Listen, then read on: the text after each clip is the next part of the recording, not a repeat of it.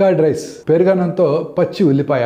దక్షిణ భారతదేశంలో ముఖ్యంగా గ్రామాల్లో ఈ కాంబో క్లాసిక్. వేడివేడి అన్నము, కొంచెం కర్డ్ మిక్స్ చేసి పక్కన ఒక క్రిస్పీ ఉల్లిపాయ కొరుక్కోవటం, ఆ టెక్స్చరు, ఆ టేస్ట్ సింపుల్ కానీ అది ఒక స్వర్గం. ఇది భోజనం ముగింపుకి ఒక రిఫ్రెషింగ్ టచ్ ఇస్తుంది. ఇప్పుడు మనం ఉత్తర భారతదేశానికి వెళ్ళినట్టయితే ఏ దాబాలో అయినా, ఏ ఇంట్లో అయినా రొట్టి, దాల్ కంటే ముందే ఉప్పు, నిమ్మకాయతో కూడిన ఉల్లిపాయ ముక్కలు వడ్డిస్తారు.